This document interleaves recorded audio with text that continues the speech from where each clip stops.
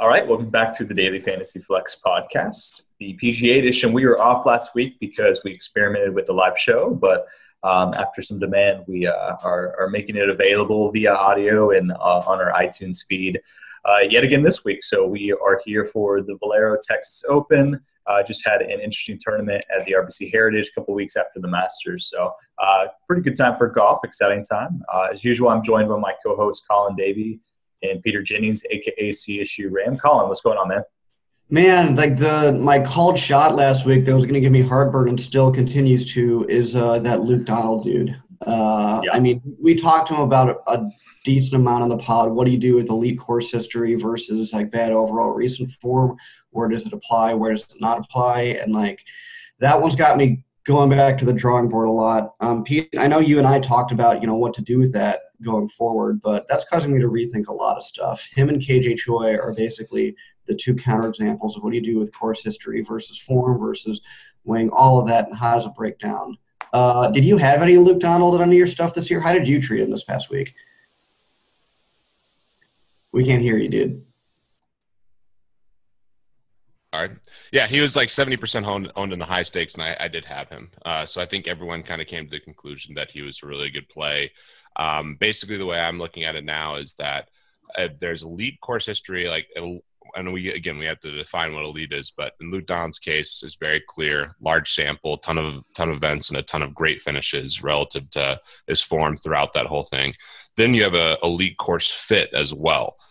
So basically trying to figure out guys who have amazing course history with amazing course fit. I think that can trump some amount of bad form, but how much bad form can it trump is really the kind of the tough question.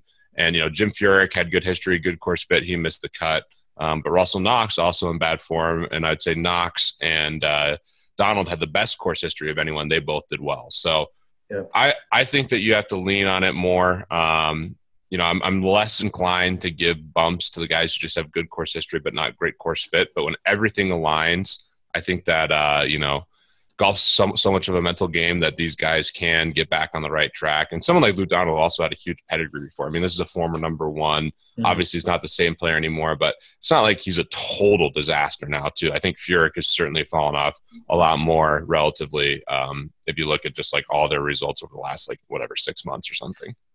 Yeah, and I think the definitions we're going to have to clarify going forward is what is the definition of completely fallen off?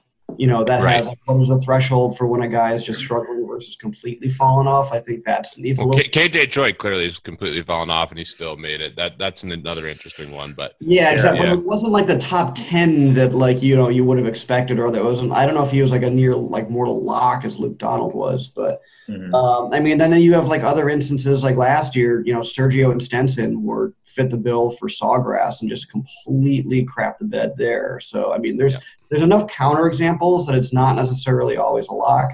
So I don't know. It's going to be something I continue to struggle with. The one kind of tiebreaker that I'm willing to give it a little bit more credence to, and you and I discussed this a little bit, is there may be a difference for elite course history at accuracy courses versus elite course history for distance courses, because one of them is a lot more subject to the ravages of father time, essentially. When you lose your distance as you age, you're not getting that back. And so that prior course history may not apply as much. But when it's accurate and you still have it, maybe it does apply. I think that's really just a variation on you need both course fit and course history for everything to align. It's basically what you said before, but I think it intuitively makes sense where the type of course matters when you're making that calculus. And I agree. I think that we should definitely give it a little bit more merit on the accuracy courses. And you can see too, the one nice thing that you can see is if someone, let's say hypothetically, has great course fit and history at a Bombers course, and historically they're Bombers, like JB Holmes 5-10 years from now.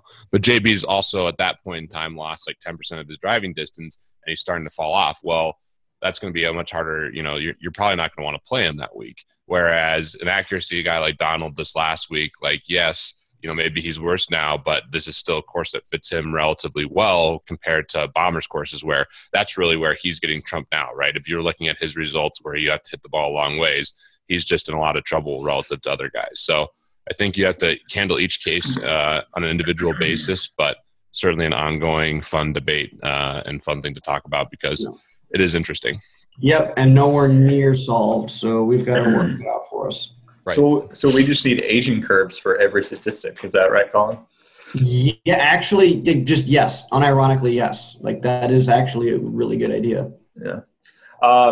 Quickly just touching on last week, ownership dashboard, we do have weekend ownership levels on the ownership page now, so you can see Adam Hadwin was the highest owned guy in the $3 PGA for the whole tournament, and then in the $4 weekend slate, Luke Donald was the highest guy for 35.4%. Interestingly, this week, really all the top price guys, Kuchar, Henley, Snedeker, all these guys made the cut, and you were within just a couple points of each other. So there wasn't a huge edge between any of these guys. Really, the higher price guy who missed the cut was Bill Haas. So, Pete, any last thoughts on just ownership this weekend? It seemed to be pretty spread out, and everyone sort of did the same. So it was sort of like picking the value guys. Obviously, if you hit on Bryan, Wesley Bryan, then you were going to do pretty well. But not a huge edge with some of these top guys here. Yeah, not a huge edge. I thought it was kind of distributed nicely. I'm disappointed I didn't put in more volume. I had one lineup on FanDuel, and I just ran out of time, and that one lineup just totally smashed. I didn't do as well on DraftKings, so I played Fitzpatrick. Didn't learn my lesson.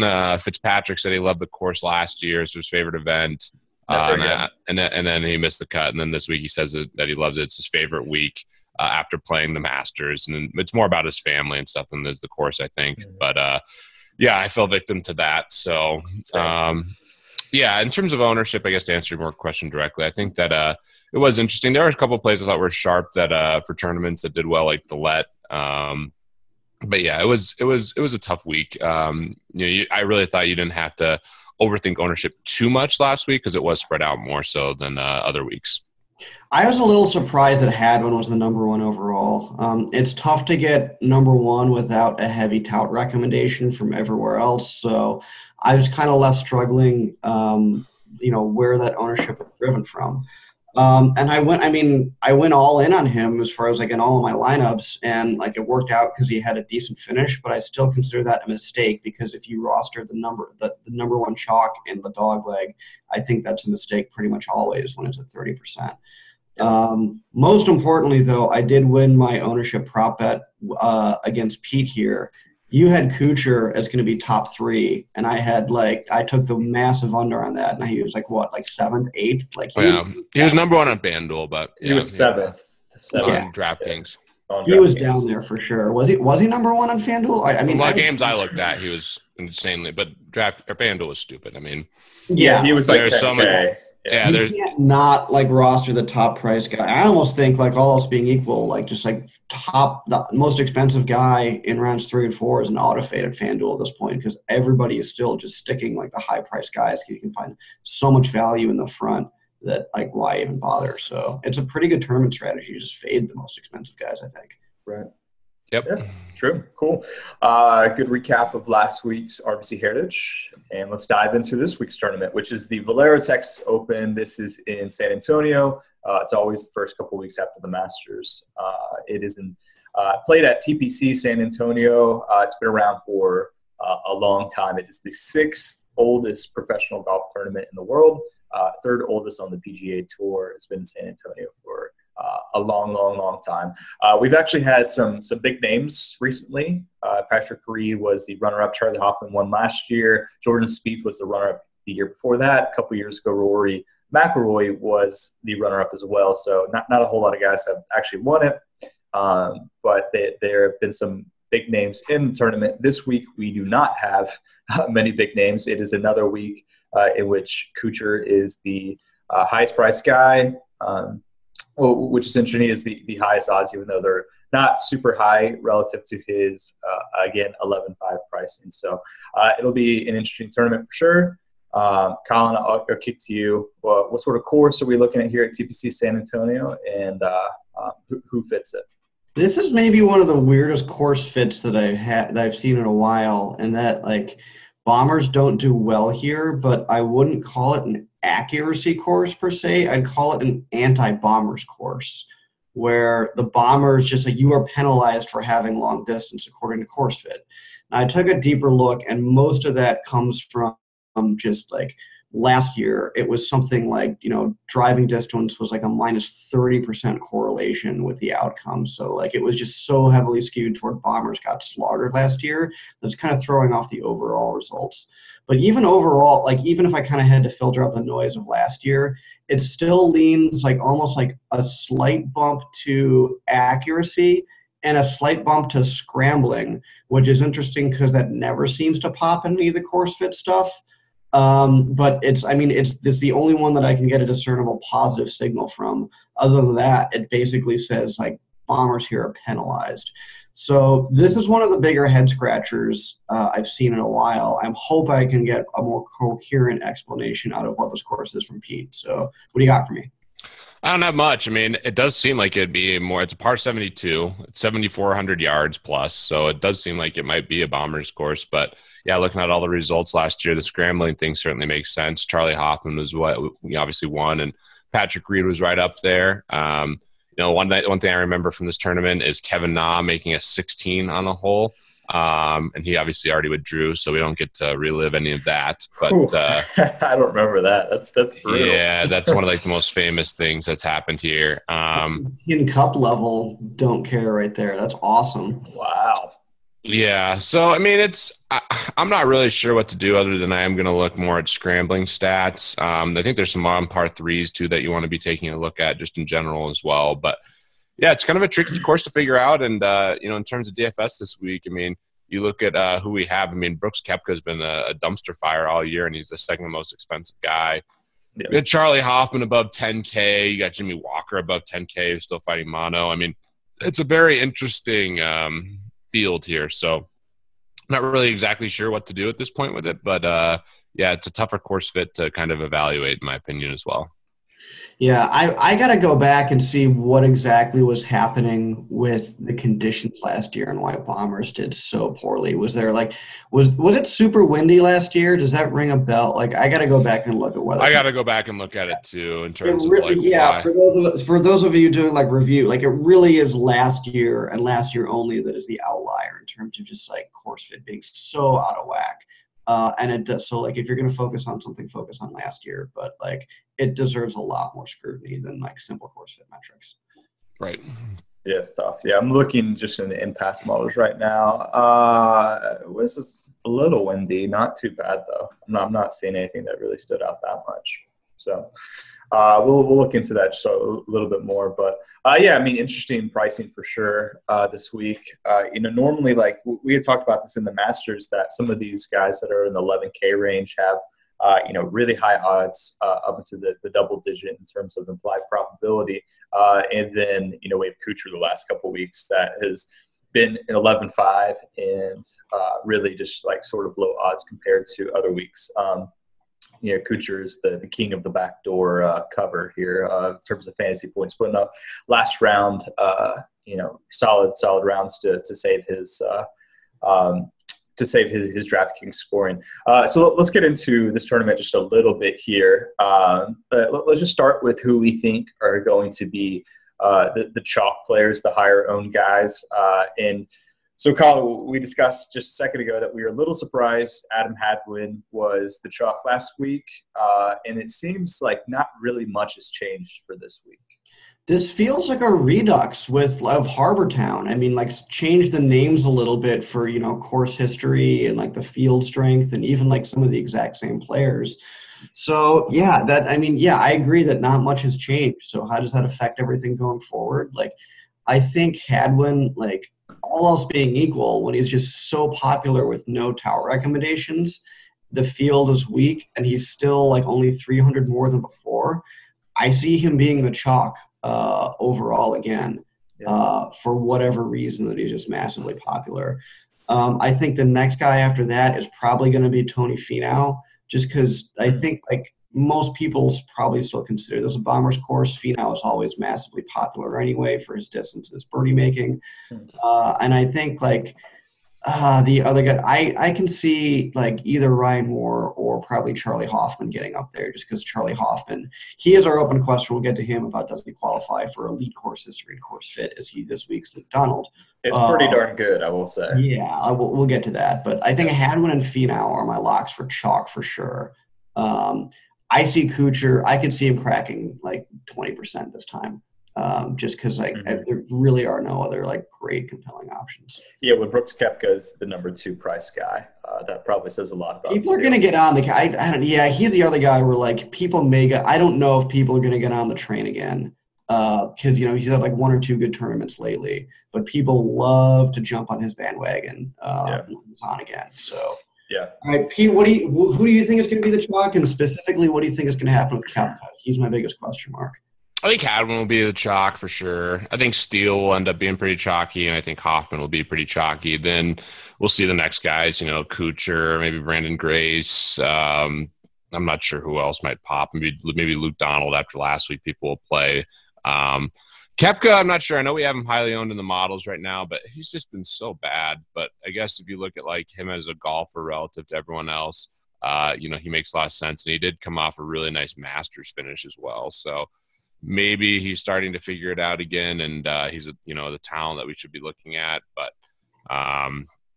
it's a tough one to figure out. I mean, it's not really a star-studded field, but we do have some pretty nice second-tier golfers, I'd say. I obviously love your boy Brendan Steele. In terms of like the cheaper guys, or the more mid-range guys, I'm really unsure who's going to be heavily owned, just in general. It's tough, like Kevin Chappell towards the high end. I could see people looking at him. Obviously, he had a nice showing there at the Masters. What about Ryan Palmer? Yeah, Palmer's starting to play better too. I mean, he's kind of in that same range. Really Patrick Reed, Patrick Reed's going to be somewhat heavily owned here. I think he's from the area, so yeah. I mean, it's just a tough week. I mean, it's a mediocre field, Yeah, and the more mediocre the field, the people. I mean, like the ownership is going to be a lot more distributed. There's no power fades essentially. Like whenever Dustin Johnson's in the field, when he has like 40% ownership or something, like that just gets super easy to fade. But it's tough to figure out where it's going to go. What about Finau? Do you think Finau is going to be top 3 owned? No, I think he'll be like top 5 owned though, probably. Maybe a little less. I mean, I'm not sure. He could be. I don't have a ton. I don't have conviction on any ownership. Yeah, I don't it's not enough for us to bet on it for sure. But he's always so owned in general. So what are your thoughts here, Colin? Like Finau or even like Ryan Palmer is a really good example of a guy who really nice course history, pretty good price. He's like 8.5, 8.6, 8.6. But I mean, these are guys with distance, and you said that distance is something that you might want to fade. So, I mean, is that just simple? Like if a guy who's already, we don't think fits the course, going to be highly owned, like Finau, Ryan Palmer, those guys are almost auto phase for us. Yeah, this is what I would not be fading distance this week. I don't think. Yeah, I mean, I understand the argument from last year, but I wouldn't be targeting it necessarily, but I definitely would not be fading it, especially the way DraftKings sets up. Yeah, it just seems, especially on a 7,400 yard course, it's just in order for me to get right now, I see course fit as fade distance, but that requires understanding if you can get to a reason why you can throw out last year's results, then maybe. I still don't think it's as big a fit as a stats show up, even if you throw out last year. But I don't know. That's what I may still draw a line in the sand and say, distance is always good for birdies, but I can still see a fading distance angle. I'm not gonna lie. Interesting. All right. I think we just made it. Finally, we did. It's been too long since we did it, so it's nice to have some. I mean, I just don't see. I mean, it's 7,400 yards. You get way more points for birdies and eagles than you do negative points for bogeys and double bogeys. Right. Obviously, you still need to make the cut, but right. So to that degree, that's why distance is always priced in a DraftKings scoring to begin with. So I'm more thinking distance relative to your base level of expectations. Yeah, I don't know. I don't think they're pricing in distance, by the way. I think they're just pricing Vegas odds. Oh yeah, I completely agree. But like I meant Vegas odds like pricing in terms of like the scoring construct, where it's like basically you always want distance because birdies are so much more important than pars on DraftKings. But like, do you want distance more or less than you normally want distance? Yeah. And like, yeah, I can still see less even if you find a way to throw out last year. So maybe like a good thing to do is just look for guys who are really good birdie makers, but don't necessarily rely on distance to get those birdies. Unfortunately, like the poster guy for this. What does that Venn diagram look like? I don't even know. Yeah, it's tough. I mean, like the poster guy for it, just in terms of data in our models, is Hadwin, who is like the highest owned guy. So I mean, you're not really getting that much of a discount, unfortunately. Yeah, so exactly. it's tough. All right, so what are some pivots that we like? Like, if we think that Kuchar, Hoffman, like these guys are going to be highly owned, I mean, are we going to look elsewhere in this top tier for some pivots, whether it's, Brooks or Jimmy Walker, Ryan Moore, like going down? Pete, what are your thoughts on some pivots and the higher owned guys away from Kuchar and Hoffman? Oh, boy. It's tough. It really is. I don't know. I think the pivot from like a lot of those guys is just mostly going to a more balanced approach and starting your lineups with like a Patrick Reed or a Brendan Steele. Like the 9K range? Yeah, and not having to dip down into some of these just total garbage guys at the bottom. But I think that's the more natural pivot. In terms of guys who might be a little more expensive that might not be as high owned, if you're going to take the fade driving distance angle, maybe Zach Johnson's a really good pivot, has great course history here. Obviously a good scrambler. His strength of his game is his wedge game. Really not a distance guy at all.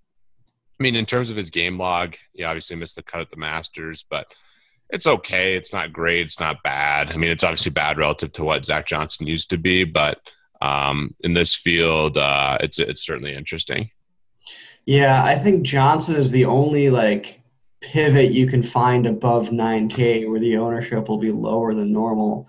I think all the pivots basically have to be like, I look at the top guys as essentially interchangeable, like aside from, like maybe Hadwin or something where, their ownership is all going to be really the same. If you want to go low own, you're going to have to do it at the lower tiers.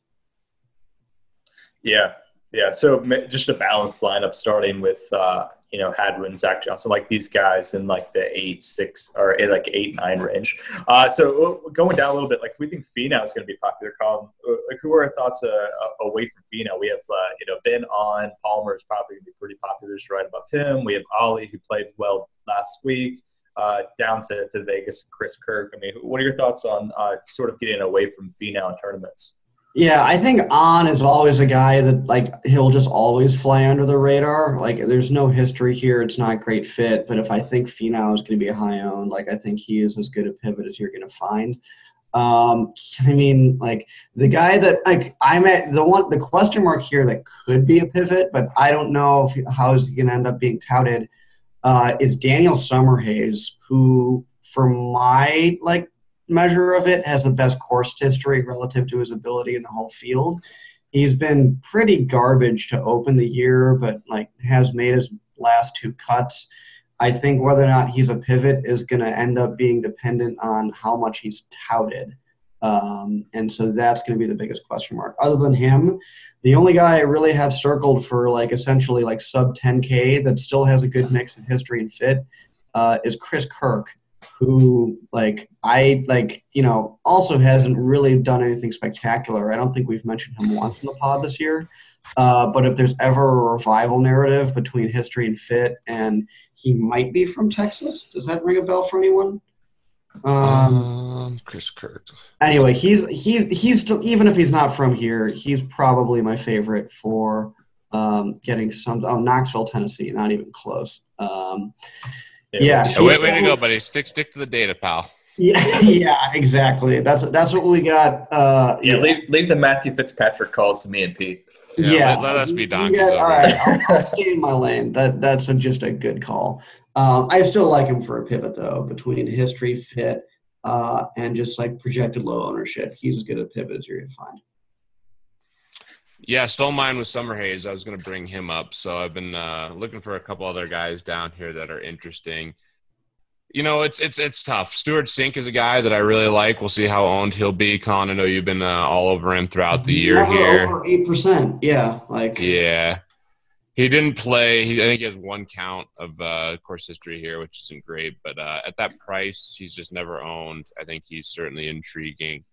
Other guys, I think Graham McDowell will end up being touted a lot in some regards, which is interesting. I'm going to be fading him most likely. I don't see that tout at all, to be honest, especially with no course history. Yeah, there's just a couple data points here for me that I've heard people. Maybe it's early in the week, and that's why I'm biased. But is it just recent form? I really don't get that one. Yeah, I guess it's the recent form and just the price. But I don't think he's a attractive play at all. And maybe I'm just way off base. But I heard they'll be doing some segments around Graham McDowell later today.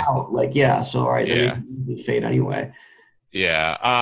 Another guy that I think that there's some bombers down here that I would be really interested in playing, but Colin, you have me a little concerned. Like Luke List, I'd have some interest in playing. Yeah, he's got the course history to offset it. So I don't mind List. I think he'll be I have him around 12 to 14 ownership right now. That could, I don't know if that's too much for your taste and how much you're looking, depending on how chalky the rest of the roster is. I feel like people have caught on to him, but that's a golfer that I've just been rostering like crazy in general. He did suck last week, so that might help keep it low. Yeah, I didn't have him last week, but I had him at the Houston Open, which is obviously great, and played him in the Puerto Rico Open. I feel like I played him in Arnold Palmer too, so he's a guy I've been just kind of loading up on. Him and Steele are my least all right, they're good enough to overcome their distance. And Steele's not like a stone cold bomber. It's not like he's he's long, but it's not like he's I think Steele's a great play personally. Yeah. For cash games especially. Yeah, I think he'll be I think he'll crack 20% ownership. Yeah, he's just so consistent. You got my boy Bryson DeChambeau playing some decent golf here outside of the Heritage miscut, but he was playing pretty well before that. Probably not going to take him, but yeah, just kind of garbage down here in the low range. I don't really feel too confident about many guys. My favorite play for sure is Summer Hayes, who you already mentioned, Colin. Yeah, great course history there. It might just be it just might have to be you sprinkle your last two with a bunch of 4% ownership just to suppress your overall ownership and hope that you get the two that go off. There's really no way to differentiate any of them. I think below 7K or it's tough. Right. Could always just go Anirban Lahiri, who everyone hates to roster.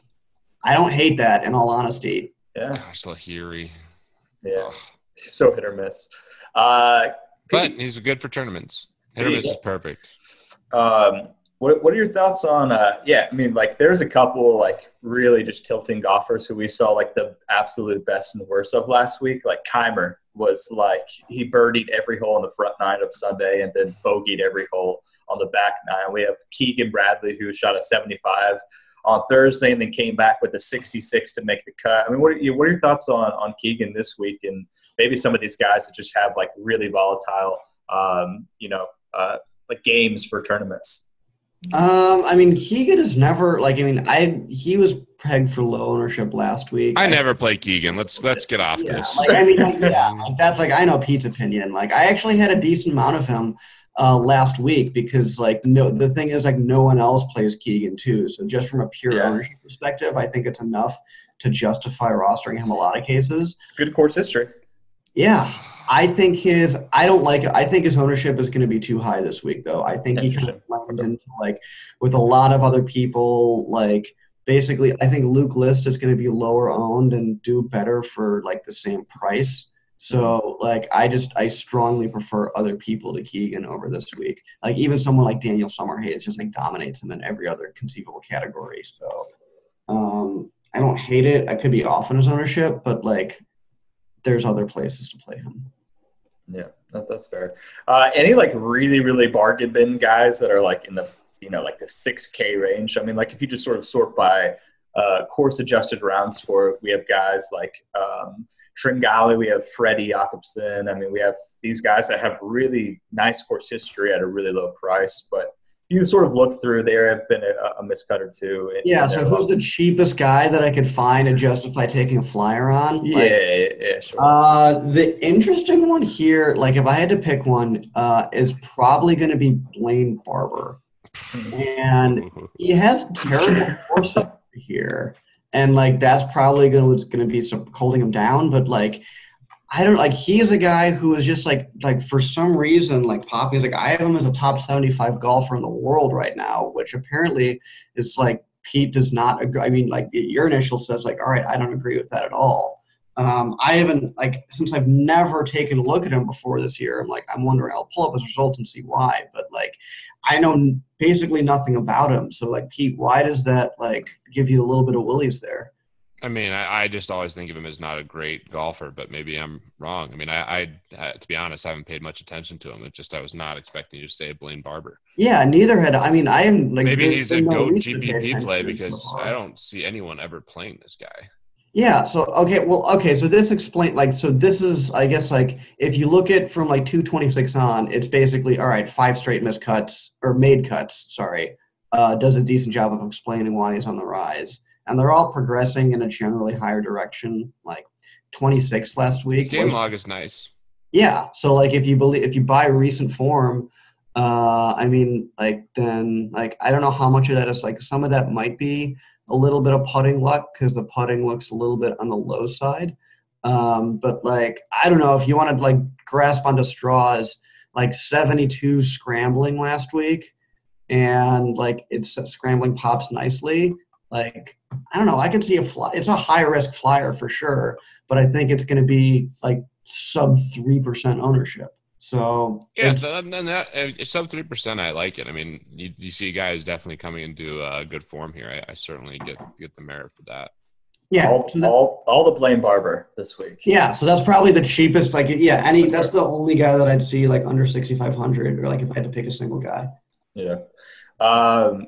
Yeah, Pete, I'll ask you the same question, but I think I maybe know your answer just because we talked about balance, and if you're not going to really pay up for these top guys, or at least you're going to potentially fade, the Kuchers and like these high-priced guys, whether it's him or Hoffman or whatever, you probably don't need to really dip too low. No, I hope I don't have to dip too low. There's just a lot of garbage in this range, in my opinion.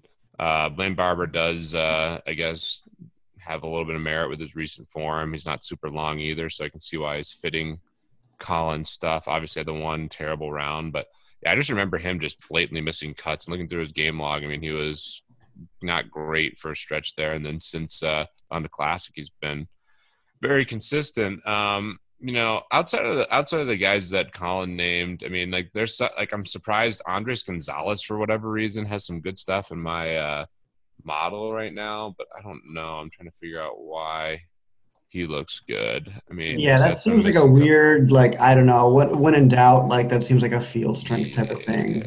Recent GIR, I bet. Yeah, that's what it is right there. Yep, 75% of recent greens. So that's why he's doing just a little bit all better. Has never made the cut at this tournament. Like that's a red flag. That's a fade. Yeah, I played a lot of Robert Garrigus for the beginning part of the year. He's been missing some cuts, but just barely missed the Heritage.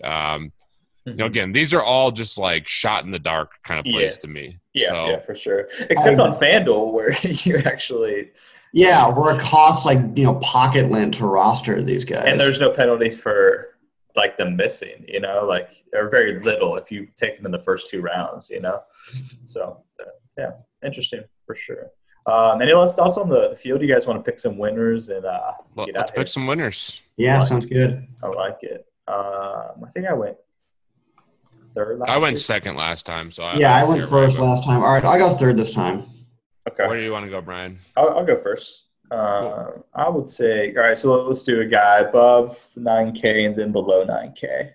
I am gonna go. I mean, I guess Kuchar's the smart pick. I don't want to do that now. I'm going to go Hadwin. Good pick. All right, give me Charlie Hoffman. I knew it. All right. I'll go Ryan Moore for the top. We left Kuchar off.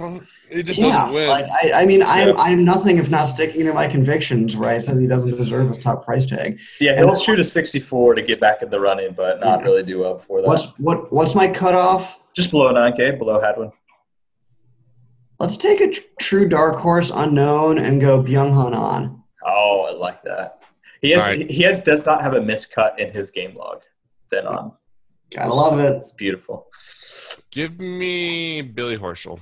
I like that. Okay. Yeah, nah, I'm not gonna take Finau. I'm gonna take the guy who's been just brutally awful, Patrick Reed. We'll see how. Wait, he's 9,700. Oh, is he? Oh, crap. I would have taken him. I sorted that wrong. I like Patrick Reed this week. Yeah. I'll go Palmer. 8-6. Cool. I like that. Cool. All right. Any last thoughts, fellas, or you guys good? No, this is fun. We're going to have a good stretch of golf coming up here soon. We got the Players Championship coming up. We still have 3 majors. It's kind of a little lull here, but we'll have some really good golf stuff coming up here, and it's certainly fun. Yeah, cool. All right. Well, thank you guys for listening / watching as always. Appreciate if you guys joined in on the live show last week. We'll definitely bring those back for the majors, but excited to be back doing the pod. So hope you guys like that. Good luck this week for the Valero Texas Open. We'll talk to you guys next week.